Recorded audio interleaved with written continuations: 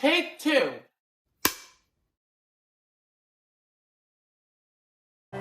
Ya, andaikan Fatimah anakku sendiri, anak Muhammad mencuri, aku akan potong tangan. Kenapa? Karena diskriminasi hukum akan menyebabkan kehancuran.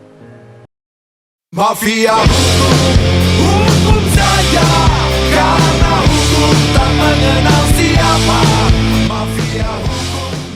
Diskriminasi itu sikap yang membedakan secara sengaja golongan-golongan yang memiliki kepentingan tertentu. Perbedaan tersebut biasanya didasarkan pada agama, suku, ras, etnis, dan masih banyak lagi. Diskriminasi cenderung dilakukan oleh kelompok mayoritas terhadap kelompok minoritas. Nah, ketika seseorang itu diperlakukan secara tidak adil karena karakteristik agama, ras, suku, gender, ataupun fisik atau karakteristik lainnya, itu diduga merupakan dasar dari tindakan diskriminasi. Prinsip imparsial tak berlaku lagi. Kok bisa ya orang itu diskriminatif terhadap orang lain? Jika fenomena ini kita analisis, bisa kita katakan sebagai xenofobia. Nah, apa sih xenofobia itu? Pelaku xenofobia ini biasanya didasarkan atas prasangka etnis, agama, kebudayaan, atau kebangsaan. Orang yang mempunyai sikap xenofobia ini merasa bahwa apa yang dia anut lebih superior daripada orang lain. Salah satu dampak dari mempunyai sifat xenofobia adalah diskriminasi, karena setiap manusia itu mempunyai kecenderungan untuk rasis dan diskriminasi. Sampaikan kepada KPK, jangan pernah bodoh.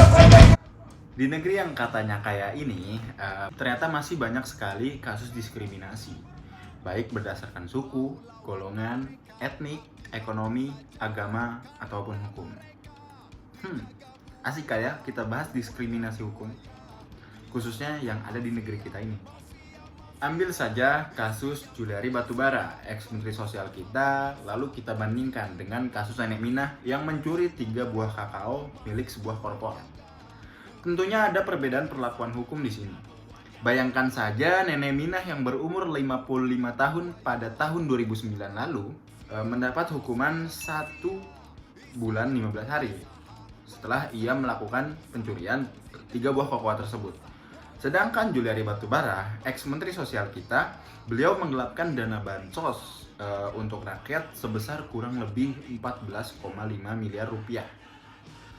Angka yang sangat besar gitu ya. Lalu kita lihat bagaimana aparat penegak hukum kita memberikan hukuman pada ex-menteri sosial kita, yaitu Bapak Juliari Batubara. Juliari Batubara hanya dihukum 12 tahun kurungan dan denda 500 juta. Dengan subsidiar 6 bulan kurungan. Nah, anggap saja Bapak Juliari ini tidak membayar denda. Otomatis, Bapak Juliari mendapat hukuman 12 tahun 6 bulan kurungan. Oke, kita pakai logika dan nalar kasarnya. Harga kakao yang dicuri Nenek Minah itu satunya 7.500. Nenek Minah itu mencuri 3 kakao, yang berarti 3 kakao dikali 7.500 itu 22.500. Sedangkan Bapak Juliari itu mengambil fee 10.000 per paket bansos, yang kalau dihitung-hitung itu kurang lebih meraup keuntungan 14,5 miliar. Mencuri 22.500 dihukum 1,5 bulan.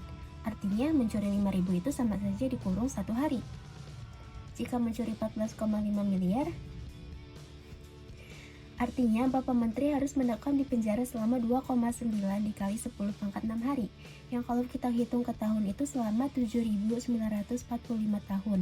Saya ulangi, 7.945 tahun. Angka yang sangat fantastis dan tentu saja hampir sama seperti hukuman seumur hidup.